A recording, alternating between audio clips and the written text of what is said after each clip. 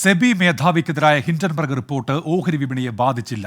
ഇന്നത്തെ വ്യാപാരം അവസാനിച്ചപ്പോൾ ഓഹരി സൂചികകളിൽ കാര്യമായ ചലനമുണ്ടായില്ല. എന്നാൽ അദാനി ഗ്രൂപ്പിന്റെ 7 കമ്പനികൾ നഷ്ടത്തിലാണ് വ്യാപാരം അവസാനിപ്പിച്ചത്.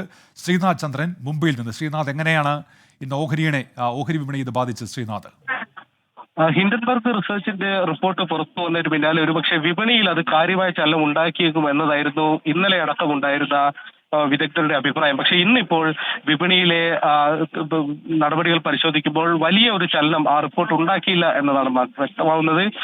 ഏതാണ്ട് ഒരു ഫ്ലാറ്റായ രീതിയിലാണ് ഓഹരി സൂചികകൾ കാണുന്നത്. ഒരു നേരിയ നഷ്ടമുണ്ടെങ്കിലും അത് അത്രത്തോളം കാര്യമായ അല്ലെങ്കിൽ പ്രധാനപ്പെട്ടതായി നമുക്ക് വിലയിരുത്താൻ കഴിയില്ല.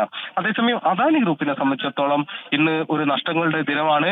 അദാനിയുടെ 7 കമ്പനികൾ നഷ്ടം രേഖപ്പെടുത്തി. അതിൽ അദാനി ടോട്ടൽ ഗ്യാസും അദാനി വിൽമറും ഏതാണ്ട് 4% ഇടിവ് രേഖപ്പെടുത്തുകയും ചെയ്തിട്ടുണ്ട്. ഏതായാലും വിപണിയെ മൊത്തത്തിൽ പരിശോധിക്കുമ്പോൾ വലിയ കാര്യമായ ഒരു ചലനം ഉണ്ടായില്ലെങ്കിൽ പോലും അദാനി ഗ്രൂപ്പിന്റെ നഷ്ടം രേഖപ്പെടുത്തിയിട്ടുണ്ട്. ഒപ്പം SBI അടക്കമുള്ള ചില ഓഹരികളും വലിയ നഷ്ടം നേരിട്ട ഒരു ദിനമാണ് ഇന്നത്തേത്. ശരി, ശ്രീനാഥ് ചന്ദ്രൻ മുംബൈയിൽ നിന്ന്.